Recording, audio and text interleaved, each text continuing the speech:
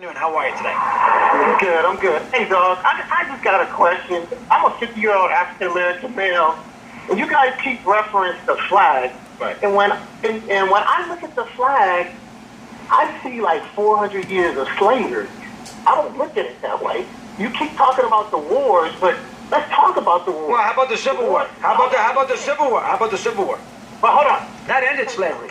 Civil War ended slavery. The Civil War and 500,000 troops ended slavery.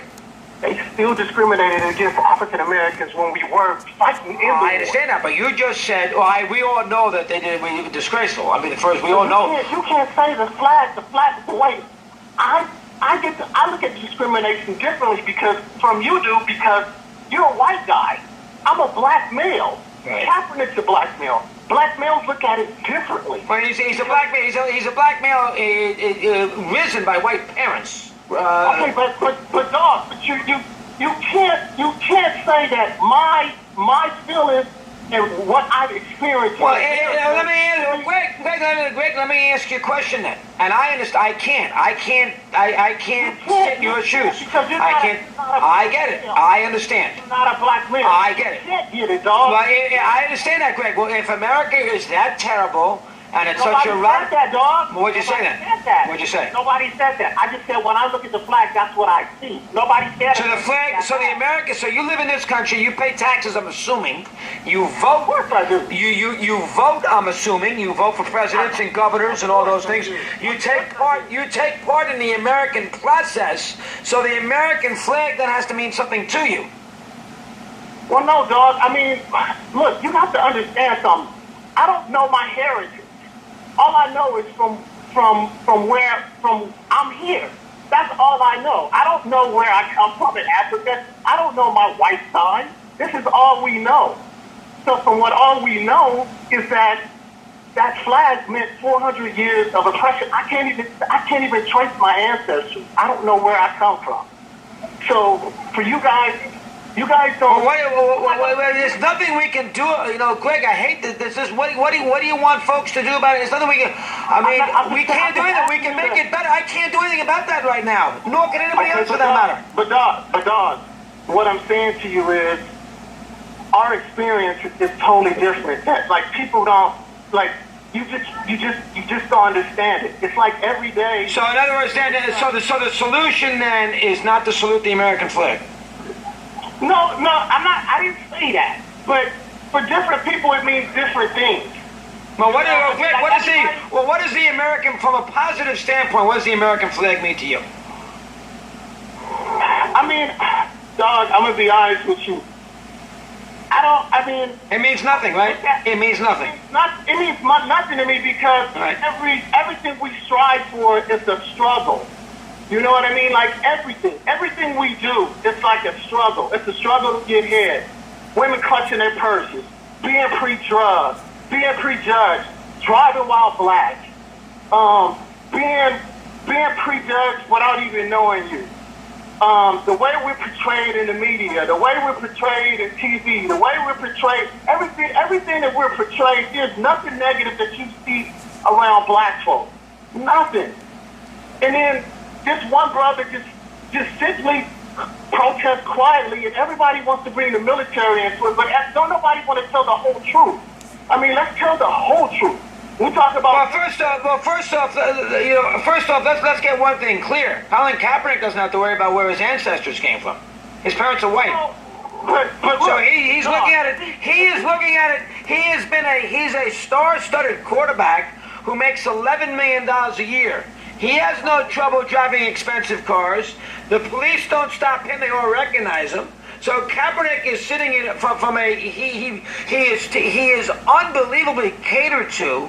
He gets anything he wants. He has agents. He can hire anybody he wants. He can live anywhere he wants. He can buy anything he wants. He can send his kids to any kind of school he wants because he can afford it.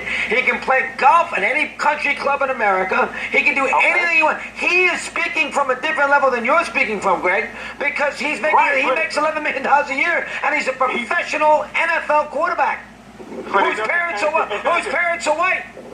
But dog, it doesn't change the fact that he's still a black male. It doesn't change that. How do we? Listen, we don't. In the world, and it doesn't change. It doesn't change that fact. I mean. How do I know that? How do I know that? He has been a pampered athlete. He has been Greg. He was a baseball star. He is a football star. He was drafted. Everybody catered to his desires as a quarterback. Jim Harbaugh played him. He got drafted by the Niners. He has had a unbelievably great life. Where has his life been so bad? He makes $11.5 million a year throwing a football, and he doesn't even do that well.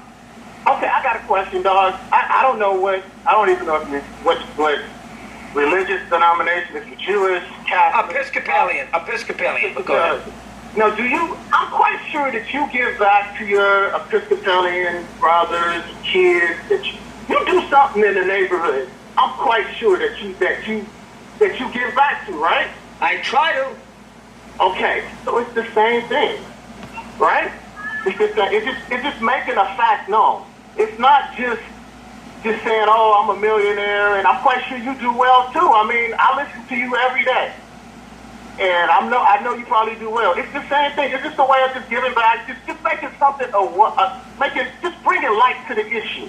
I mean, we can go back to Rodney King. It's a million stories we can go back. It's just the fact that it keeps happening, dog. I mean, Greg, we also can go back. We can also go back to 12 cops who were slaughtered in Dallas a couple weeks ago.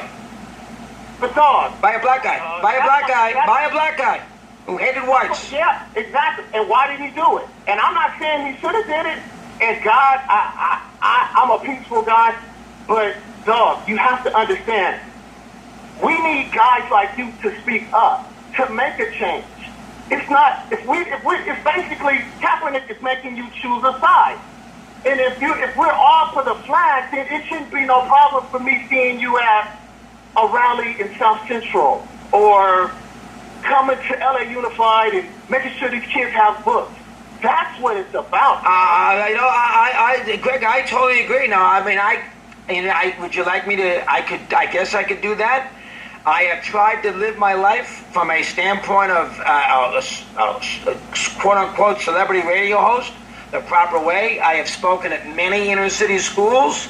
I have had many inner city. I've had many. I belong to a golf club.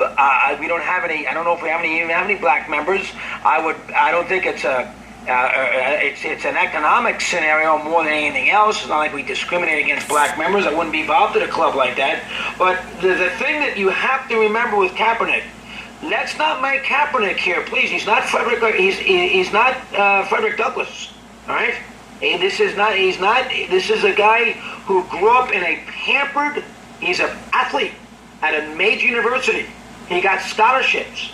He got pampered his whole career. This is not some guy who, he grew up with a white family. He was a draft pick. He was a baseball player. He was a football player. He makes $11 million a year. I mean, he probably drives beautiful cars. I mean, this has got beautiful clothes. He goes to Miami to train. I mean, he's got a plan. We're making it sound like that this is a guy who's stuck in Ferguson, Missouri. Crying out loud. I knew this would get on this topic. It makes it tricky, but that's a good call from Greg. Now,